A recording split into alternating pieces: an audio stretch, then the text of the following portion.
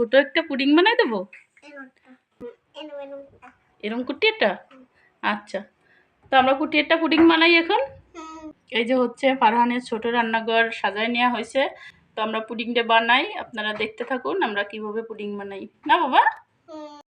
এই যে হচ্ছে পুডিং বানানোর জন্য আমি একটা কিনেছি, ছোট্ট একটা বল নিছি। না বাবা, বাবা দুষ্টুমি করো না, বসে বসে দেখো কি করি। এই দেখো, এই যে ডিম নেওয়া হয়েছে আর গরুর দুধ নেওয়া হয়েছে, বুঝছো? তো এই যে ডিমগুলো আমি ভেঙে নিচ্ছি। এই দেখো 4টে ডিম ভেঙে নিছি। তো এই 4টে ডিম দিয়ে এখন আমরা একটা ছোট্ট একটা পুডিং বানাবো। কত সুন্দর লাগতেছে না বাবা? এই যে একটু ফেটে নিলাম। তো এর ভিতরে এখন আমি দিয়ে দেব হচ্ছে চিনি।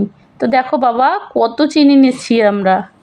এই চিনি, এর ভিতরে চিনি দিলাম।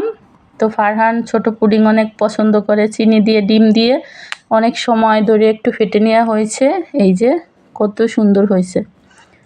তো এখন এই যে বাবা, এই যে দুষ্টুমি করো না, দাঁড়াও।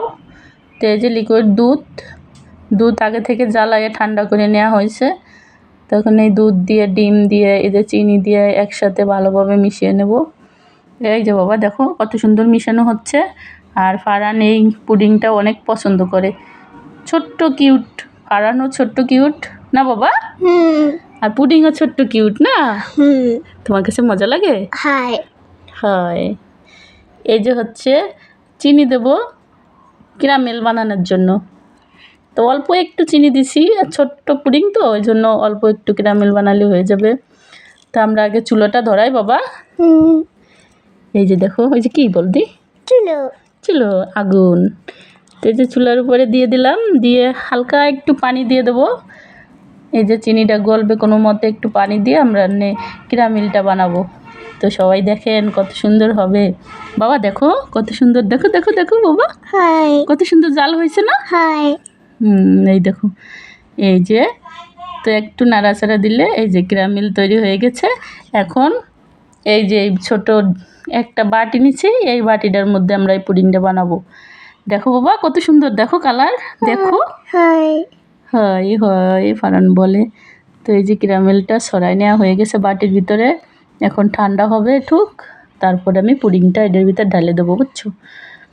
যে মিশ্রণটি আছে ওইটা এটার ভিতরে দেবো। এই যে ঠান্ডা হয়ে গেছে কিন্তু বাটিটা। তো এখন এই মিশ্রণটা দেব, দেওয়ার পরে দেখো কত সুন্দর লাগতেছে, দেখো বাবা। ওয়াও! এখন এই কিউট হাঁড়িটার ভিতরে পানি দেব। পানি দিয়ে এই যে আমি পানি দিয়ে দিলাম। এখন পানি দেওয়া হয়ে গেছে, এখন এই পুডিংটা বসাই দেব। বাবা কে খাবে পুডিং?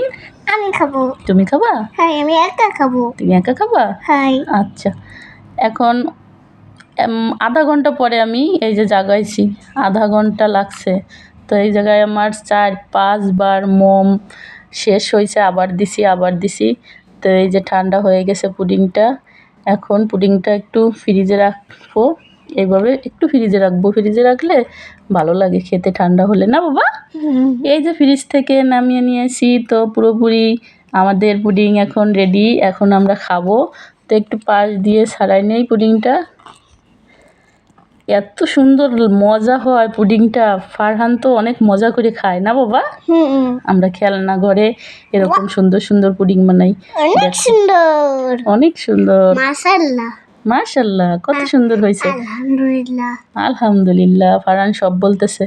তো ছোট ছোট সোনামণিরা তোমরা দেখো কত সুন্দর করে আমরা পুডিং তৈরি করছি।